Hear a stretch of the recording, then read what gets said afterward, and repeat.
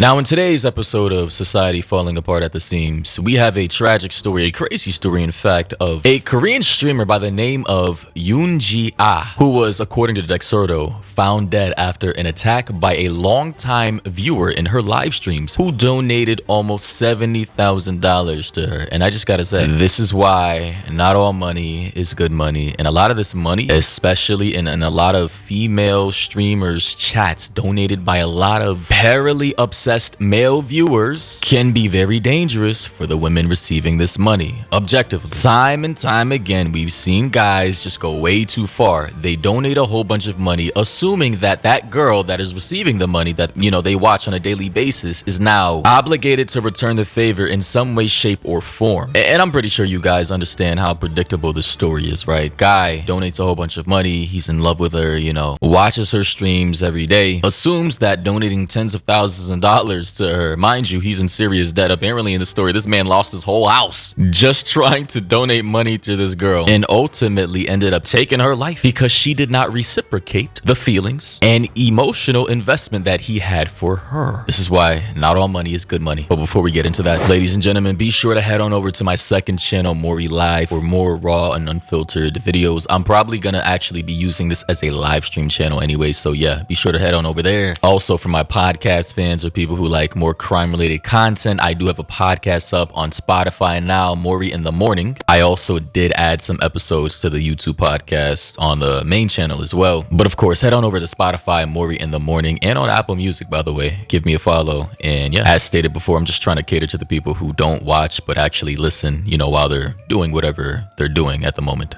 Anyway, Korean streamer murdered after arguing with VIP viewer who donated $70,000 to her. And before we go into the story, I just want to say a VIP viewer in a Twitch chat or any other live streaming service is basically viewers who donate so much money that after a certain point, automatically or manually, they get placed in some type of bracket or special group by the streamer to get acknowledged in the chat that, hey, this person right here chatting in our chat every day is basically a pay big. Acknowledge them. Honestly, if I ever got to that point of which I never will, I'd be very embarrassed and shamed. Like, please don't put a little icon next to my name basically telling everybody in the chat that I'm basically a walking human ATM for you. And by the way, here's an image of the streamer, as you can see. They say a Korean streamer has been found dead and a viewer has been arrested for murder after donating tens of thousands of dollars to her. Yoon-ji-ah, a TikToker and live streamer with over 300,000 followers, was discovered on a mountainside in Muju County, North Jeolla Province on September 11th. Her body showed signs of bruising and strangulation. So obviously this guy was very angry and very violent. Likely, if you can imagine, had her pinned down on the ground with his hands around her neck, preventing her from breathing. Police believe she was killed about 30 minutes after her final broadcast ended.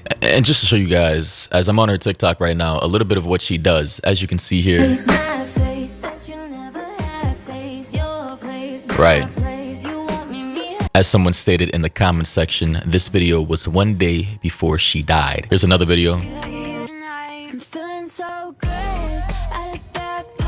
Right, so it just looks like she's like a little cutesy little, kawaii type streamer. A lot of Asian, Japanese, Korean, South Asian streamers tend to fit this mold, this aesthetic. They like to, do little cutesy little videos like this and fit that type of caricature. And obviously any guy, any for a lack of better words, seeing this type of content, seeing what she looks like, she's definitely cute, would slowly, become parasocially obsessed, seeing this. It's normal. I'm gonna be honest, for both sexes, but sometimes a lot of people can go too far. They get ideas in their head and they start romanticizing things and they slowly fantasize about particular things that may never ever happen because A, she doesn't know you, you don't know her, really, truly. You're just another person in her chat. And I mean, good God, guys, like, I need people to fix their mental health because this is just not mentally healthy for people to get this obsessed and attached to people to the point to where they're losing their own homes, their houses, and donating $70,000 to people who they're never gonna see in real life. But in this case, he actually met up with her. Let's get back to the story. They say the suspect, a man in his 50s, identified only as Choi, was a longtime supporter who had donated roughly 100 million won, about $70,000, under the nickname Black Cat. Cat. Yeah, a man in his 50s doing that. $70,000. Nickname Black Cat. Hell no. That's already sketchy. They say he allegedly told Yoon he was the CEO of an IT company, but reports later revealed he was deeply in debt and his home had been seized in a forced auction. So this man was basically LARPing as a rich, wealthy, baller kind of guy. He was LARPing, you know, which means live action role playing.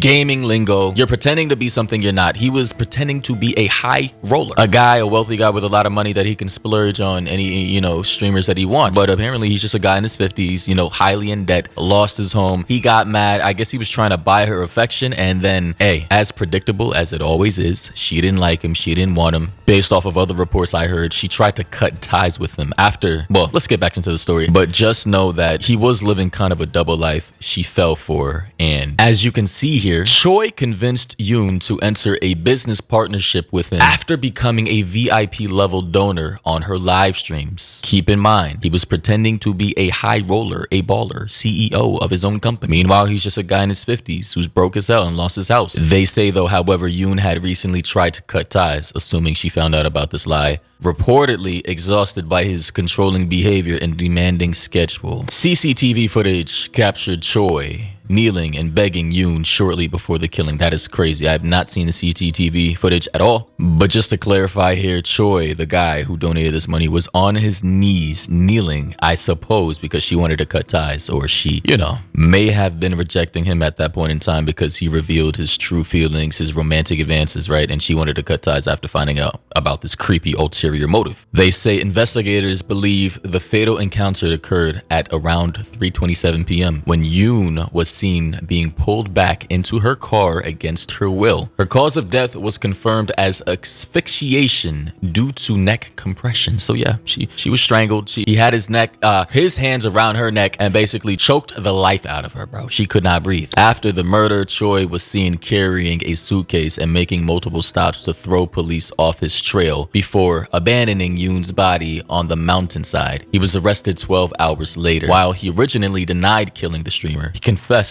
after the authorities found the body. In a couple of photos I do want to show here is the mountainside of which her body was found in the suitcase. So clearly this guy drove, you know, into the country to abandon the body, but he was captured on CCTV. He didn't, you know, he was too emotional to kind of plan this out. This was, I suppose, in the heat of the moment, a crime of passion. One thing I was able to find, and I couldn't translate it, obviously, because I don't know what's going on in terms of my browser extension, but now, ladies and gentlemen, one thing I was able to find was a video from a Korean media outlet. Apparently, they're coming out with a documentary surrounding how this woman died that says the death of an influencer and Jeju Pavlo's pigeons, right? And in this little snippet, I was able to see some footage, blurred, of course. I guess there was some kind of investigation in Korea. And as you can see here, let me pause this, is the suitcase that was found, right? With her body found inside of it on the side of the mountain. And here, as you can see, is the footage, right? Of apparently this guy kneeling in front of her before he killed her. Now, for obvious reasons, because they want to kind of hype up their documentary, they're not going to really show the clear image, right? But it's just crazy to me, bro, that this actually happened. And now people are saying, who is the VIP killer? I'm not sure if they're still hiding his identity, like his face. Here we have another Korean comment saying, we pray, and I'm using a browser extension, by the way. We pray for the repose of the deceased soul. Somebody said, this is what happens when you like free stuff. Let's live right. Another person said, I should have stopped my daughter from using SNS. I feel like I'm the victim, but as a parent, I should have stopped her from... I don't know what that means. Guys, this translation isn't perfect. I'm using a browser extension. Apologies. But ladies, I just gotta say, please be careful about the money you're accepting from particular people online. Like, these people are in real life, and if they're in your proximity, they may have feelings, very strong obsessive feelings towards you, of which you don't reciprocate. And if you don't reciprocate, they may have something in their mind where they want to kill you. Bro, I literally talked about this in my other video about this guy, I forgot his name, from New Jersey, the 17-year-old, right? Got rejected. Ran this girl over along with her best friend on an e-bike. I mean, it's crazy. Ladies and gentlemen, though, let me know your thoughts and opinions down below about this. What do you think about the situation? Also, be sure to head on over to my Instagram page. Follow me. Give me a DM if you want me to talk about any other stories or topics or videos videos to cover on this channel. As you guys know, I am trying to be way more consistent now, giving you guys content. Sorry for not uploading recently. YouTube technical bugs, they wouldn't allow me to upload. So yeah, we've got that fixed now, so it should not be an issue. But with that being said, like, comment, air your voices and opinions down below. And until next time, catch all of you in the next one. Peace.